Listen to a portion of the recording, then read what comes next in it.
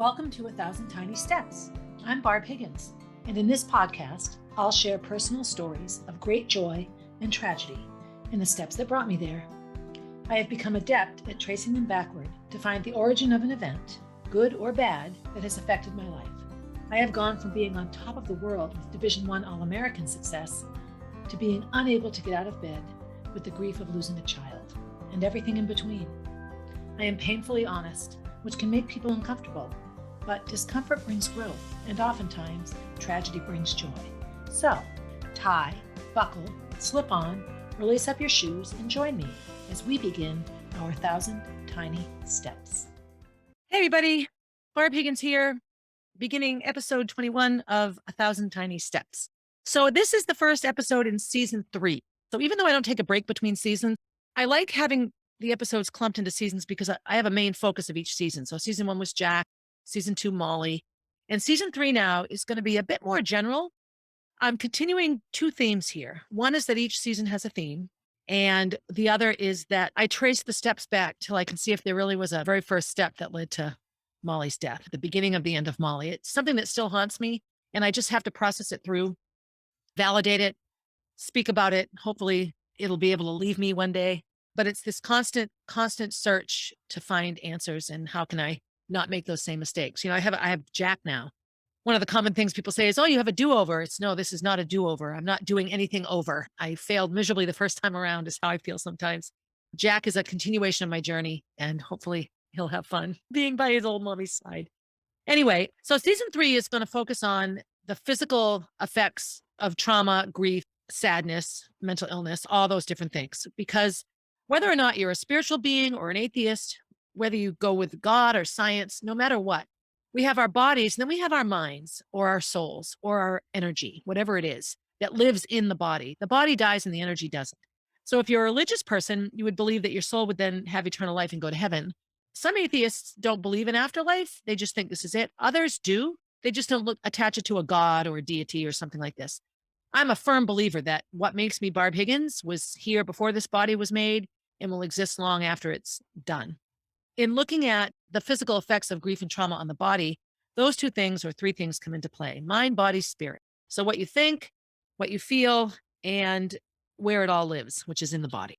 So as I've mentioned in podcasts before, I come from a lifetime of trauma, unbelievable life that's full of extreme highs and extreme lows, and not a lot of in-between time. The time period I'll be looking at now, so I looked at the 5 years since Molly died in terms of Jack. I also looked at those same 5 years in the year prior to her death in terms of Molly in that season. So I'm going to look at the time period of my life, 2011 to 2016. And that was when I lost my job in the Concord School District up to Molly's death. And my life was not okay at all during those years. I was living a double life. I was trying to maintain the safe home for my kids, but I knew that my marriage was probably over. I actually got divorced during that time. We divorced primarily for financial reasons. Maintained this very unhealthy on again, off again relationship with Roy. Nothing was okay. And in classic child abuse survivor mode, I was running around really trying to tell everyone what they wanted to hear. So one of the main focuses of PTSD, when somebody has had a trauma and then they have post-traumatic stress disorder, is they relive the trauma as if it's happening. So you take a war veteran and they hear fireworks, and they're not in a field in their hometown watching fireworks. In that moment, they're right back into the battlefield. And whatever happened that traumatized them is actually happening. That's how their body's reacting. So for me, as a child abuse survivor, my biggest trigger is anytime that I feel accused of something or out of control. And what I'll do is I'll run around like crazy trying to make everything okay. So after I lost my job, I had incredible shame, incredible regret. I was so depressed, utterly traumatized, and I was paralyzed, just paralyzed with grief. I stayed in bed for months. I remember I actually found a little sticky note that says, "Make mommy happy" on it. And Gracie wrote it. And she was so worried about me and how sad I was. And, she didn't know what was going on with me, but she just knew that I was unbelievably sad. In my grief journey with Molly, in my joy journey with Jack, I'm easily triggered. And before these 2 events, I was easily triggered. My job loss was an incredible trigger for me. And the physical effects of those triggers were just as profound as the physical effects my abuse had on me as a child. So this season will focus on these things. And I'll use stories, different stories to talk about those things. So I'll give you a little bit of a prequel right now, sort of let you know some of the things I'll be addressing, and then we'll get into it next episode. So I know so many of you listening can relate to the stories I tell. I want to also start by thanking everyone who does listen and to continue to remind everybody that my stories are just my stories. These things happen to me, and I've just decided I'm not going to keep my mouth shut anymore. By doing the podcast, it's been incredibly cathartic for me. If you hear a hissing sound, that's the radiator. It's freezing. This will be fun.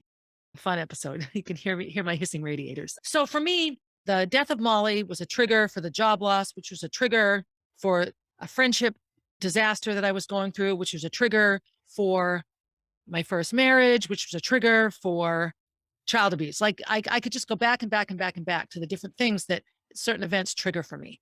What this has taught me in this self-analysis and in some of the reading I've done, which I'll get to in a minute, is that the body keeps the score. And that's actually the name of one of the books. When I go to the doctor, I'll often say, I am the unhealthiest, healthy person I know because I've had so many physical things happen to me, illnesses, conditions, surgeries, tumors, injuries. It just makes no sense. And people look at me sometimes like, how can you have all these things? I had someone say, you're very unhealthy. I said, no, I'm unbelievably healthy. And someone else said, oh, you have bad genetics. No, I have great genetics. But I've lived this incredibly stressful life. Two things go into it. So I was listening to a podcast. It was about grief and trauma. And the woman who was giving the talk talked about certain things that cause trauma or grief that can affect you physically in a very bad way and take away your self-confidence and your voice, etc. One of them was abuse. One of them was a marriage ending. One of them was job loss. One of them was losing someone that you love, a child or a parent. One of them was financial ruin. So she was listing these things as ors. Maybe this happened to you, or this happened to you, or this happened to you. And I had had all of those things happen to me. I saw this house in the newspaper up for foreclosure and auction and had to scramble around borrowing money to save it. I lost my job in a horrifically embarrassing way. That will be another whole podcast season. I lost a child, two actually. I was abused as a child. My first marriage failed. Everything that this person listed, I had gone through. What makes me excited about continuing to trace my steps back to look at what brought me to May 7th, 2016, unplugging my child from life support. And as I take the steps back, so many puzzle pieces begin to fit that didn't fit before. I finished season 2 in terms of recording a couple of weeks before Christmas because my editor was going on vacation and I needed to get the episodes in so that he could do the editing and everything and not have his last week of work be terrible. So I haven't recorded an episode in almost a month. And so I feel like it's been a big break for me. You'll all listen weekly, so you won't have the same break that I have. But the one good thing about taking a break from something is the reflection. And I have a 26-page document that my editor wrote for me with things to read and tasks to complete and exercises to go through mentally. And in terms of really knowing myself and knowing what I can deliver and give with a podcast, is there something else I could be doing to help people? Sharing my story is like a small piece of what could be much bigger. And these are things that don't cross my mind so much sometimes. Since Molly's death, I've had a hard time looking too far ahead. I was a major goal setter before that. Everything was a goal. You can't be an elite athlete and not live by setting goals. The goal setting that I'm sort of required to do in this next venture in my life has been as cathartic as the podcast. During that time as well, I did some reading. So I read 3 books. Well, I'm in the middle of reading them all, actually. And all of them address different aspects of the beginning of the end of Molly, my 1,000 tiny steps. Where did it start? The first one I started reading is a book called Power, and it's by Shahida Rabi, and it's a book about surviving and thriving after narcissistic abuse. So I have to be clear on something before I get too far into it. The term narcissism is taken off because narcissistic personality disorder is really newly identified and researched and looked at. I belong to a couple of support groups for people that have been in these relationships. And I think anyone that can abuse someone else has narcissistic tendencies, because if you think that little of other people that you could inflict pain on them, then you obviously think a lot about yourself. This is how I see it. The lack of empathy that a narcissist has, anyone that abuses somebody has a serious shut off in empathy, even if it's only at the time they're doing the abuse. You could be very empathetic on Tuesday, but if you're abusing someone Wednesday, you can't have empathy and hurt somebody or anything.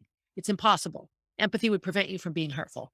This book has been incredibly helpful in removing some of the blame that I put upon myself. I had someone tell me recently that every bad thing that happened to me was my own fault. This is completely your fault, completely your doing.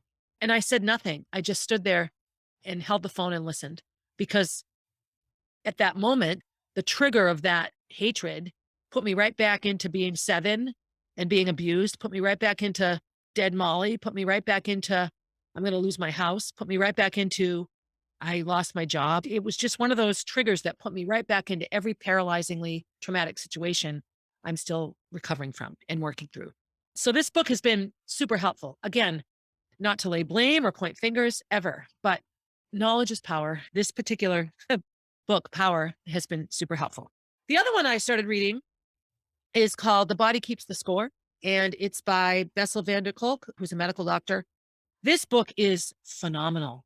It takes the trauma victims, a lot of World War II veterans, but a lot of abuse victims and people with mental illness, and goes through the PTSD and how that affects them physically.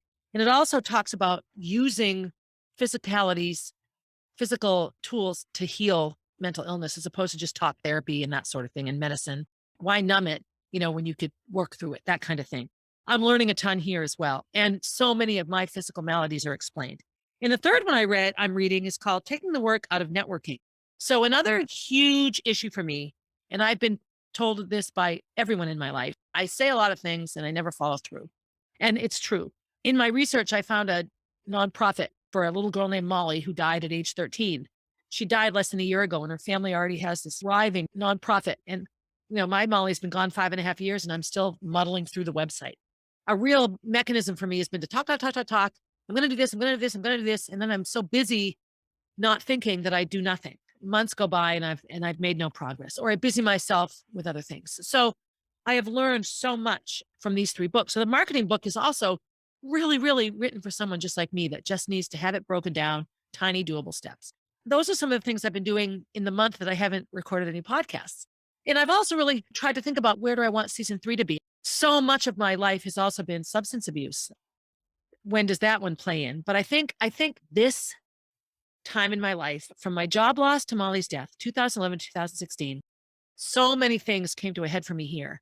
I really was beginning to fall apart before Molly's death. And had she not been sick, had she not had the tumor, or had she not died from the tumor, I think my life would be very different right now. And I've said that as well. The Body Keeps the Score, Power, taking the work out of networking. What's going on with me? Here's where I suffer PTSD and really complex PTSD. I have the child abuse piece. I had some trauma in my high school years around sexuality. I had all of the craziness that goes along with recovering from sexual abuse. So I had crazy 20s. I have alcoholism. I did 9 years in AA before I began drinking again. I have the first marriage that ended in divorce. I have a second marriage that ended in divorce, although we were continuing to co-parent Jack and try to figure out what are we to one another. I had the relationship with Roy that was a disaster, wonderful and a disaster. I have job loss, losing my job and how horrible that was. I have Molly's death. I have my own brain tumors. I have my trigeminal neuralgia, which was a very painful condition that I have. So when I look at all of these things in my life, I don't see this random haphazard, boy, you have terrible luck. I see a very, very logical pattern of behavior, of cause and effect, of logical response. There's a teaching philosophy called responsive classroom. And one of the tenets of it is logical consequences. So you don't take away recess for a kid that didn't get his homework done. You have him stay after school and finish the homework. You take away recess for a child that can't handle recess. So you don't take away a good thing. You keep the consequence matching the issue that you're receiving the consequence for. When I look at things that I view as bad choices and horrible mistakes on my part, I see that the action is a very logical consequence of what was happening to me at that time. In the journey of self-analysis, here I am. What will I talk about in these next 8 or 9 episodes in season 3 of 1,000 Tiny Steps? I will trace back or trace forward from 2011 to 2016, what it was like to lose my job, what that did to me physically. I'll talk about meeting Robin and getting into CrossFit and the profound effect that had on me. I'll talk about Gracie and Molly growing up. I'll talk about my relationship with Roy and how trying to balance all of these things really was just a pressure cooker. Boiling water is 212 degrees and steam is 213. So we think of water and steam as 2 very different things. Well, cold water in a pan is vastly different than steam, but by the time it becomes steam, it's taken a long time getting hot. And the change is minute, 1 degree. In my life, that can be looked at both positively and negatively. At the time that Molly died, bubbling water and the steam was disaster. In the process of this podcast and having Jack, the steam has been a release and a chance for me to find a voice and to use my voice to help other people and to use my voice to speak honestly about things that people don't talk about. That's another piece for me. The two big issues in my life, surviving child abuse and a dead child, two things that are very uncomfortable for people to talk about. So uncomfortable, just very uncomfortable. I often feel that not only is it my job to mourn Molly and to maintain her memory and to miss her and ache her for her, it's also my job to make sure I don't bother anybody with it. So many times I have to feel like I have to take care of other people, so I'm not offending them with my grief. I think that's the reality of anything. So the sexual abuse piece, there's still a lot of shame around it and victim shaming, and women still bear the burden of it. And there are religions that acknowledge that women should bear the burden of it somehow. All of the conflict around abortion right now, the big missing piece of the abortion battle is men. Women don't get pregnant all by themselves. It takes two. And the woman is the one that becomes pregnant, but she can't get pregnant without the sperm. Where is the responsibility there? It puts all of the responsibility on the woman. And that, in my mind, that's unfair. If your house gets broken into or robbed, you might get criticized for not having a security system or leaving your jewelry unlocked, but you're not criticized as a person for being a bad person. No, you asked for it. You asked for your house to be robbed by having a fancy house. Women get raped and you're wearing a low cut shirt. Well, what were you doing out at 2 a.m? Those kinds of things. It's just very, very different. Sexual abuse is not black and white. It's a very gray crime, and let's look at something for a minute as well. A 6-year-old gets raped and a 35-year-old gets raped. Well, the 35-year-old is an adult and has a lifetime perhaps of a sexual identity, and the 6-year-old's a child. So the child rape in my mind is far worse, but rape is rape is rape. You steal a Twinkie from Cumbies and you steal a Twinkie from the Getty Mart, you're stealing a Twinkie. The store matters not. Well, in abuse, like in child abuse and sexual abuse, there's so many things that play into the severity and disgustingness of the abuse. So I've carried that around my whole life. And what does that do? Well, when you're being abused, any kind of abuse, you're told to not say anything. Be quiet. Don't tell, don't tell, don't tell. You also, or at least for me, I felt this way. I felt like it was my fault. Like, what did I do to make this happen to me? What's wrong with me? And so there's the body hatred. A lot of people that are abused stop eating or they eat a ton. If I'm really fat, nobody will want to touch me. If I'm really skinny, I'll disappear. Like the different things that we do physically to recover and cope with the trauma of the abuse. But the biggest thing for me was being told not to tell. And I had parents and relatives that were all living lives that were dishonest in some way or another. I think we all do. And there's lots of don't tell, what happens in Fight Club stays in Fight Club. And that was a hard thing for me. I remember confiding in a good friend about this, and she then proceeded to tell people I was a liar. Well, she admits she lies.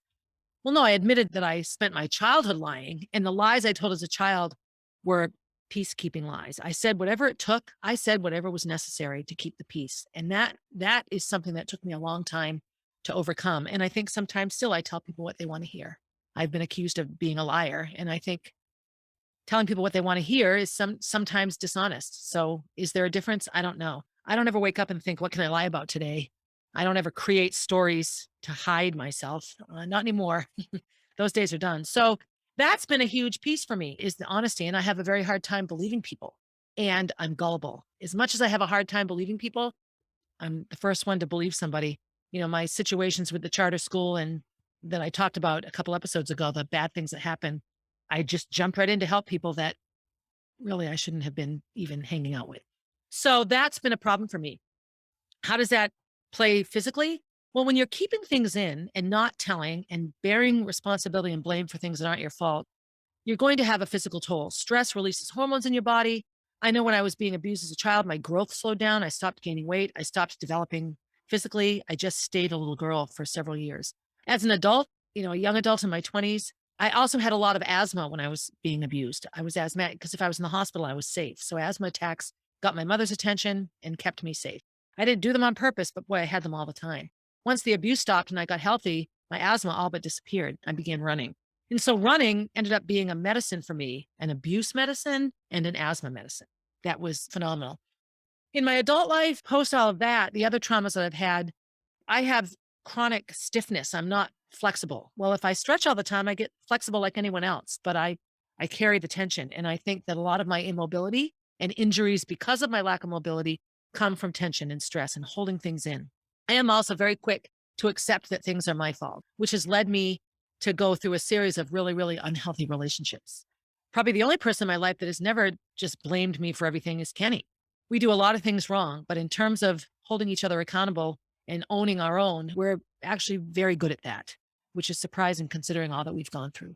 I'll do a couple of episodes on my running because when I lost my job, I lost all the connection to running and I couldn't even look at running. And that was horrible for me. I'll talk about in my adult life, I have a chronic nerve condition, trigeminal neuralgia. Surprise, surprise, that surfaced in me in that time of life where I'd lost my job before Molly died, 2013, like right in the middle of that time period. And it was horrible. And I still, I can feel it today.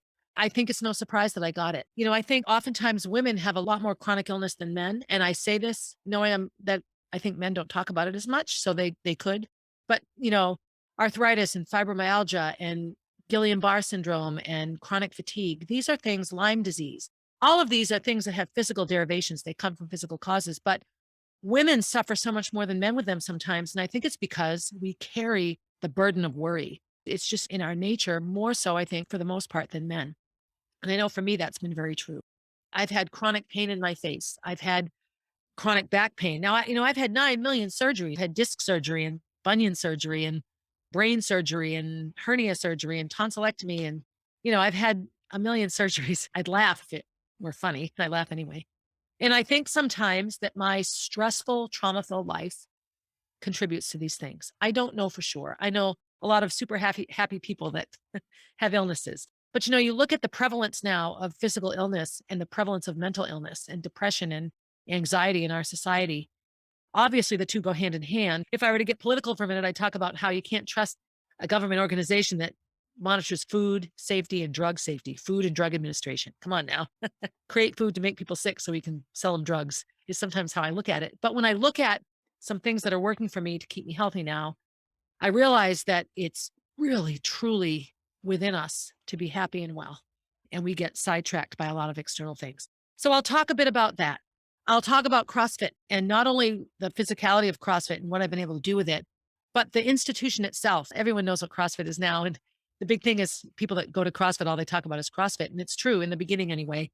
It was overwhelming because it was just such a positive place. And what I liked about it was the sense of community. There was no judgment there. There were a lot of veterans there and firefighters and police, first responders. It's a very military heavy organization. And it's not because military people are badass. It's because a lot of military folks, veterans are broken, and CrossFit is an incredibly healing place to be in, a very healing community. And so I keep it a part of my life. It's been a wonderful part of my life.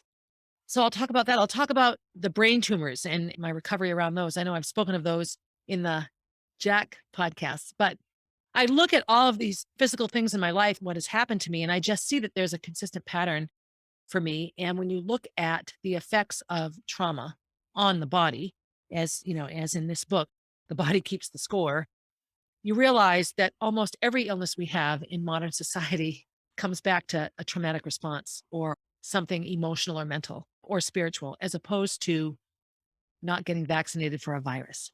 Although no more tuberculosis and smallpox, so we can thank vaccines for that.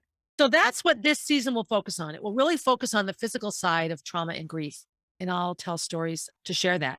I want to give you some updates right now. So physically right now, since I've started the podcast and had Jack, my drinking is better. And, alcoholism or drug addiction, those things are physical. They're a substance that masks something that you feel. So some people drink because they physically hurt.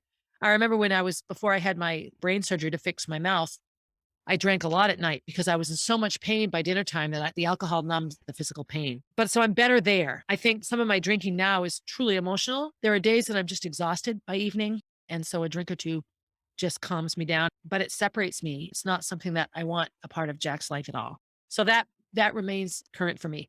So I've had this baby and I'm working out and I'm fit. I've lost almost all the weight. So in so many ways, I'm doing well.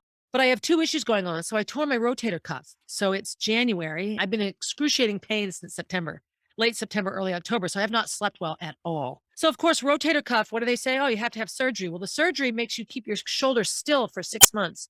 The only time my shoulder really hurts is when it's still. If I'm moving it around, I feel so much better. The stillness bothers it the most. So I think to myself, even though you're fixing a tear, how can keeping it still for 6 months be okay? Well, I'm not going to do the surgery. So in sharing this malady, with some friends of mine, I was put into a clinic and they do plasma injections. So I just had the most amazing experience. So what they do is they take your blood and they draw it out and they put it in a centrifuge and they spin it around and all the platelets come out. So the platelets are the red blood cells that do all the healing, and they inject them into the joint. So there's an ultrasound machine and there's the arm bone, the humerus, and there's my shoulder joint, and you can see all the fluid around it. And they put the needle right in and inject my own plasma right into the joint itself. I had my skepticism here, like, okay, putting blood into a shoulder, what's that going to do? So today is Saturday. I had the injection Wednesday night, Thursday night, Friday night, 3 nights. I have had 70% improvement in the amount of pain I have at night. My shoulder would hurt so much in the middle of the night that I could not sleep. I'd have to get up and move around. I'd have to shim it up with pillows. I'd have to put ice on it. I really was wide awake most of the night for the past 3 months. Last night, I slept from 9:30 to 3. That's an insanely long amount of time for me. Blood plasma. No, it's not covered by insurance. It was $600. So I'm lucky that I could afford that. I am beside myself. So now I'm doing active physical therapy. I have to repair the shoulder. I can't hold a baby with a broken shoulder. I can't be in a sling for 6 weeks. Yeah, and not be able to work out. That would decimate me. I'm avoiding anything with the arms. I'm really doing everything I can to heal the shoulder. Because my foot, of my many surgeries, I have bunions. I get them, I inherit them. All the women on my mother's side of the family have bunions. My doctor thinks it's rheumatoid. I'm looking at my ugly feet. I will never put my feet on the podcast. My doctor thinks it's rheumatoid arthritis, and perhaps it is. Regardless, my big toes are crooked. They go way over. On my left foot, sometimes it goes almost over it's almost sideways. It's hideous looking, but it's interfering with my ability to walk properly. I can't do lunges and certain things at CrossFit. I need to fix it. 17 years ago, I did fix it. Molly was 2. It will be 17 years in February that I had the toe straightened, and it's not straight at all anymore. And I've needed it fixed for a long time. So that requires 4 weeks on crutches and pins in my feet. It's reconstructive surgery in my foot that will function properly.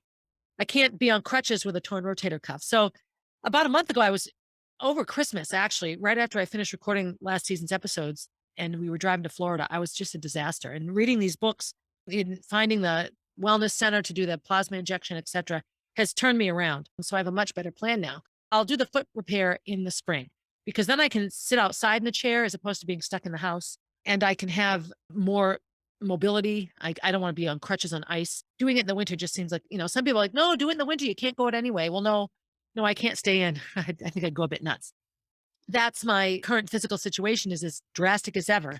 My naysayers would say, here you are again. Look at Barb and all the bad things happening to me. Well, yeah, my body's a disaster right now. And the foot thing, I think I just put off, I didn't think about it in the wake of Molly's death. I was supposed to fix this 5 years ago. The shoulder is my own athletic ego. I did a workout in late September that had 50 pull-ups in it. And I did 5, and I'm like, all right, I did 5. I'll do 5 more. And I did all 50 pull-ups. And I think it was just too much for my hold the baby 58-year-old shoulders. So this one, I'm going to do all the physical therapy and crossover symmetry and all those things. So that's my current physical status now. My mouth continues to hurt. I still have some balance issues around brain tumor recovery. My hair is growing long. But otherwise, I have to say, I don't feel 58. Not that I know what 58 is supposed to feel like, but I do feel pretty good. And I continue to practice as much as I can good health practices. I also participate in an online spiritual mentoring group called The Nest. And I don't participate as much as I should. And it's led by Karen Kenny. And I've brought her up before. And she also does a podcast. So it's called The Karen Kenny Show. And this is podcast episode 148. And it came out on January 6th. It's worth it. And you all should watch it. She's talking with a man named Walter Norton Jr. And he owns a gym in North Andover, Massachusetts. And he and Karen met at BU, and I went to BU. So there's a connection right there. And actually, some of the people that he's trained are famous New England athletes and actors and actresses. But what's great about this man is his connection of the effects of trauma on your life and how honoring your body and taking care of yourself physically in all the different ways, what you eat and who you hang out with and how you pray or don't pray, and how you treat your pets and who you love and who you allow to love you. All of this goes into being healthy. This whole episode is called Let's Get Better. And my universal theme of things happen right when you need them. There was a meme today that said, when you are ready to learn, the teacher will appear. This season 3 of the podcast is all about the physical aspects of grief. The body keeps the score. What's happening with me physically? What will I pass on to my children? And I listen to Karen's podcast when I drive to CrossFit in Amesbury. And as I'm beginning season 3, what's the podcast episode? Let's get better. And it's not just, lose weight and eat right and get better. It's all of it. Mind, body, spirit. So these are the things I'll talk about in this episode. I'll close or wrap up by giving you a little Jack update. So Jack is about to be 10 months old. He'll be 10 months on the 20th. He is adorable. He crawls around. He pulls himself up. He's healthy. He's got 2 teeth. Everybody loves him. He goes to childcare a couple days a week. He's a joy. He's just a wonderful, wonderful baby. He and Gracie connect. They get along really, really well. As far as Jack goes, life is just good. He's a very, very happy baby. Gracie was accepted to the Disney College program. So she's going to head off to Walt Disney World for a 7-month internship. That will be life-changing. I don't know how she and Jack will do without each other, but it's a good reason to go visit Florida as much as I can. Kenny's health continues to march along. Me, I'm an open book. The next 8 or 10 episodes, we will dive into how we live in our bodies and what that's like for us and what my journey as an athlete and a mother has been like. What are you doing in the month of January, in the new year, that we're not going to make a big deal of to be healthy? You know, you don't have to join a gym and lose 50 pounds to be healthy. There are so many things that you can do that I'm finding make me feel good about myself, physically, emotionally, socially, mentally, spiritually. Do something good for yourself. Be nice to somebody, especially yourself first. As we go into 2022, I'm excited just to see where life takes me and where it takes us. So thank you for listening again. I hope that, as always, you get something out of what I say. But as always, have a good day, everybody. Hey, thanks for listening and for supporting 1,000 Tiny Steps. I hope you enjoyed the episode and will continue to listen. Feel free to leave a review and share my stories with your friends. Also, please reach out if you have stories to share.